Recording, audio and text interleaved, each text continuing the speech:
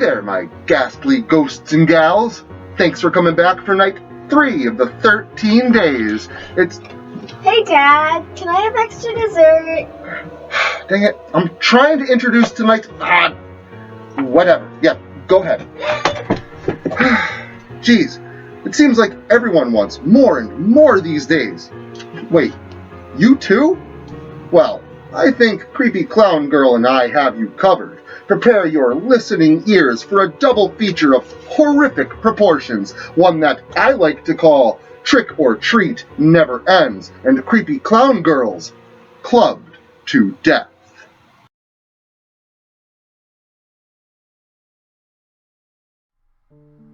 You know, I used to love Halloween. I know, what isn't there to like? Dressing up in costumes, eating candy, the scary movies, and the Halloween parties. I mean, who doesn't love those? I swear, women's costumes cover less and less flesh every single year, and that's just fine by me. So, what's my issue then?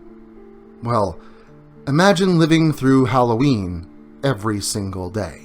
And no, I'm not talking like how it is for you horror buffs out there who insist that every day is Halloween. I mean literally. What if every day was Halloween? Like Halloween meets Groundhog Day, reliving the same daily event over and over again with no respite. I know, sounds crazy, right? And you're probably asking yourselves, how could this even happen? Even I don't know for sure. Magic, maybe? Divine intervention? Who the hell knows? What I do know is that I went around my neighborhood over a week ago, on the actual Halloween night, smashing every pumpkin and jack-o'-lantern that I saw. Next thing I know, I'm being chased by something I never actually saw, always concealed by shadow or smoke. But I'll never forget that laugh. I don't know what the thing was, or at the time what it wanted, but I was sure that it wasn't human. Since then, every day has been a non-stop cycle of being imprisoned in my own house, alone, and with no escape. For every time I try, the doorbell rings. Answer any door, open any window, and I'm greeted by the same thing. Trick or treat! Always greeted by children in the best goblin and zombie attires I've ever seen, provided those are actually costumes. Problem is, I still get hungry, I still feel pain, and I know I can still die. What I don't know is what unsettles me to my core. If I can't break the rules of Halloween, what happens when I run out of candy?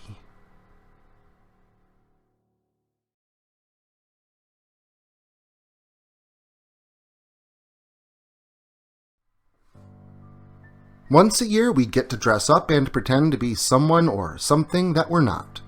But strange things could and do happen when the sun goes down and the night comes about. You just never know what might be lurking in the shadows, waiting to strike. So if I were you, I wouldn't go anywhere alone, especially without a light. This is the story of one such Halloween when I decided to dress up as a sexy clown with my friends and go out on the town. I grabbed my keys and excitedly hurried out the door, while also forgetting my phone. It wasn't until later, when a friend asked to use it, that I realized that I left it at home. Sorry, I say as I look up at my friend, who now has an annoyed look on her face. She shrugs as we turn to head inside, and that's when we get a weird feeling that something isn't right.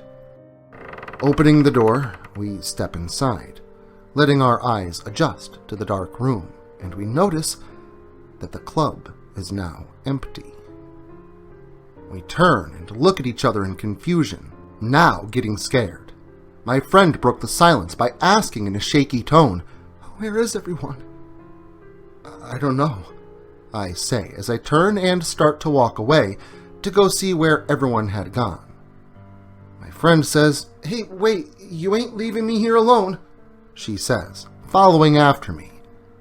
Slowly, we make our way through the club looking around for anyone, but still find no one. But the air still smells of cheap perfume, alcohol, and stale cigarette smoke. Making our way towards the back of the club, we were suddenly stopped by a noise that left us frozen in fear. We were looking towards the stage, and we could hear heavy breathing, and for a moment, we thought that we could see something moving. Suddenly, my friend lets out a scream that echoed throughout the empty club, causing me to jump clean out of my skin. We both take off running in different directions now, making it easier for that creature to corner us. Looking for a place to hide, I crawl under a table near to the jukebox. Shaking, scared, and now alone, I peeked my head out from the tablecloth to see if I could see anything. That's when I noticed my friend hiding under a table in the corner next to the bathroom. She saw me and started mouthing something, but before I could react, I heard a growl. And then, out of the corner of my eye, that's when I saw it. A massive creature with short black hair, huge feet, long fangs, and a head like a wolf's, but its body looked like a pig's. In shock, I fell backwards, grabbing my mouth, trying not to scream. While still trying to process what I think I just saw, I quickly snapped out of it by the sound of glass breaking, tables and chairs being thrown around the room, and then I hear my friend's blood-curdling scream. Looking out from under the tablecloth, I see the beast running towards her. With one quick motion, he was on top of her, ripping her apart. The sickening sounds that now echo throughout the club made me throw up. Without thinking about it, I let out a scream that caused the beast to stop feasting on my friend and turn its attention to me. In horror, I watch as the beast, now with a blood-covered face, turns and starts running towards me. Again, without thinking, I ran out from under the table and started running to the front door, hoping I could escape this nightmare. With the beast still behind me and fast approaching, I reached for the door, swinging it open and run outside, the door slamming behind me. Outside, still shaking and scared, I collapse to the ground and start crying. Stopping to wipe my eyes, I listen closely and realize that there are now sounds of laughter and music coming from inside the club. Confused and clumsy, I stood up and head to go back inside.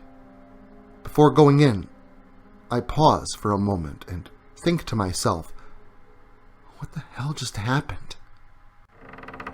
Opening the door, I step inside and notice that everything is back to normal, with the exception of one thing. My friend was still gone. Forever. Well, it seems that if you venture out this year for a night out on the town, the fun may not ever end. But that seems to be the case for you as well, because this terror train is only getting started. Make sure to return like the dead tomorrow, right here for night 4. Wonder if my neighbors would like a night out forever.